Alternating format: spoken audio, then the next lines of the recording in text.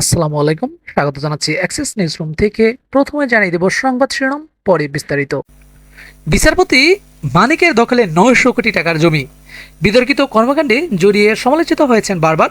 বিচারপতির আসনে বসে যখন যাকে খুশি আদালতে ডেকে অপমান অপদস্থ করা, বিজনেস ক্লাসে বসতে না পেরে বিমানের ভেতরে তুলকালাম, রাস্তায় সালাম না দেওয়ায় ট্রাফিক পুলিশকে আদালতে তলব, ২১ জন সিনিয়রকে ডিঙিয়ে পদোন্নতি, সরকারি বাড়িতে থেকে ভাড়া না দেওয়া, লন্ডনে বাড়ি কিনে আয়ের উৎস দেখাতে না পারা এবং সর্বশেষ টকশোতে গিয়ে উপস্থাপিকার সঙ্গে অশোভন আচরণ সহ নানা বিতর্কের জন্ম দিয়েছেন এই মানিক। এখানেই শেষ নয়, দখলবাজিতেও পিছিয়ে ছিলেন না সাবেক এই বিচারপতি। রাজধানীর বাড়িধারায় দুস্থ সাংবাদিকদের নামে ওয়াকফ করা প্রায় ৯০০ কোটি টাকার ৫ একর জমি দখল করেছেন তিনি। এরপর ডেভেলপার কোম্পানিকে দিয়ে গড়েছেন ৬০টি ৮তলার ভবন। রাজনৈতিক পট পরিবর্তনের পর প্রতিবেশী দেশে পালাতে গিয়ে গত শুক্রবার রাতে বর্ডার গার্ড বাংলাদেশের বিজেপির হাতে ধরা পড়ে আরেকবার আলোচনায় এসেছেন সাবেক বিচারপতি মানিক। খোঁজ নিয়ে জানা যায়, দুস্থ ও অসহায় সাংবাদিকদের পুনর্বাসনের জন্য ১৯৯৮ সালে journalist association for human rights and welfare, যার নামে একটি সংস্থাকে ঢাকার বারিধারায় ১০ একর জমি লিজ দেয় সরকার। এরপর ২৭ বছর পার হলেও সাংবাদিকদের জমির দখল পাননি। ২০০৯ সালে আওয়ামী লীগ ক্ষমতায় আসার পরেই ওই জমিতে নজর পড়ে সুপ্রিম কোর্টের সাবেক বিচারপতি এইচ.এম. শামসুদ্দিন চৌধুরী মানিকের। প্রভাব খাটিয়ে সেখান থেকে ৫ একর জমি দখলে নেন তিনি।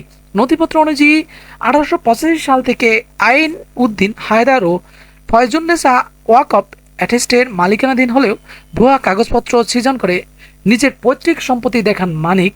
এরপর অ্যাডভান্স ডেভেলপমেন্ট নামের একটি কোম্পানিকে দিয়ে সেখানে তৈরি করেন ৮ তলা বিশিষ্ট ৬০টি ভবন। সব মিলে তৈরি হয় শতাধিক ফ্ল্যাট। সরেস মিন রাজধানীর বাড়িধারায় গিয়ে দেখা যায়, সাউথ পয়েন্ট স্কুলের পাশেই ৫ একর জমি দখল করে বানানো হয়েছে ৬০টি বহুতল ভবন। ভবনের সামনে লেখা হয়েছে বীর মুক্তিযোদ্ধা বিচারপতি শামসুদ্দিন চৌধুরী মানিক, অ্যাডভান্স বাড়িধারা চৌধুরী ভবন। ঠিকানা লেখা হয়েছে রোড নম্বর ১১ ব্লক জে। নথিপত্রে বলা হয়েছে, বাড়িধারায় ওই জমিটি ১৯৯৮ সালে প্রথম লিজ পায় journalist association for human rights and welfare, যার সর্বশেষ ২০০৪ সালের ২০ নভেম্বর জমিটি ওই সংস্থার অনুকূলে ৯৯ বছরের জন্য লিজ দেওয়া হয়। ২০০৭ সালের ৫ই মার্চ বাংলাদেশ ওয়াকফ প্রশাসনের কার্যালয় থেকে এ সংক্রান্ত গেজেট প্রকাশ করা হয়। গেজেটে বলা হয়, নিম্ন তফসিল বর্ণিত সম্পত্তি আইন উদ্দিন হায়দার ও ফয়জুন্নেসা ওয়াকফ এটেস্ট ইসি নং ৪১১ এর মালিকানাধীন সম্পত্তি। জানতে চাইলে আইনউদ্দিন হায়দার ও ফয়জুন্নেসা ওয়াকফ এস্টেটের প্রকল্প পরিচালক সাদরুল আহমেদ কাল বলেন, ১৮৮৫ সালে থেকে এই জমি আইনউদ্দিন হায়দার ও ফয়জুন্নেসা ওয়াকফ এস্টেটের দুস্থ সাংবাদিকের নামে এই জমি বরাদ্দ দেওয়া হয়েছিল।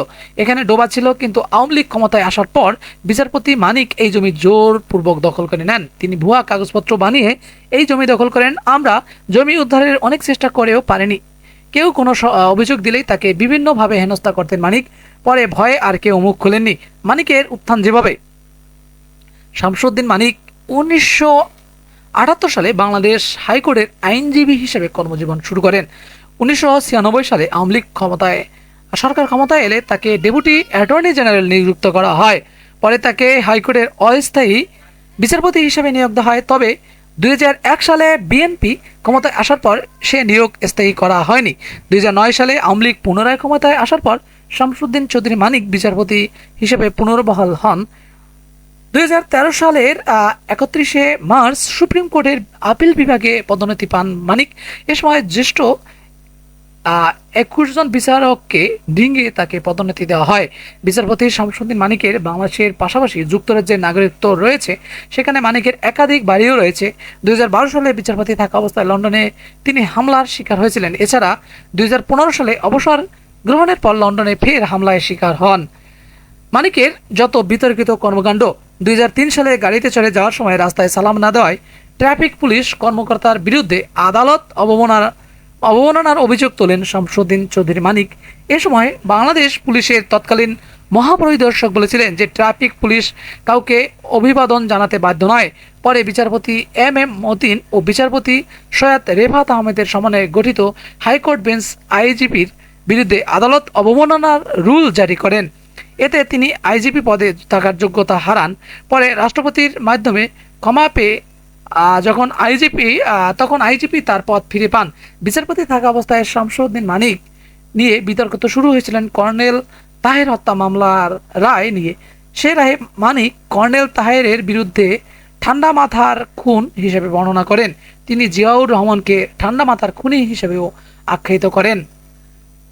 আওয়ামী লীগের আস্থাভাজন হলেও সরকারের মধ্যেও মানিককে নিয়ে এক ধরনের অস্থিরতা কাজ করতেন। 2012-তে আদালতে বসে মানিক তৎকালীন সংসদের স্পিকার আব্দুল হামিদের পরবর্তী সময়ে রাষ্ট্রপতি নজিরবিহীন সমালোচনা করেছিলেন। এরপর জাতীয় সংসদে আওয়ামী লীগের সংসদ সদস্য মানিকের সমালোচনা করেন। এ সময় প্রবীণ আওয়ামী লীগ নেতা ও সংসদ সদস্য তোফায়েল আহমেদ চৌধুরী মানিককে স্টারডিস্ট হিসেবে আখ্যায়িত করে বলেছিলেন তিনি মানুষকে অপমান করতে পছন্দ করেন।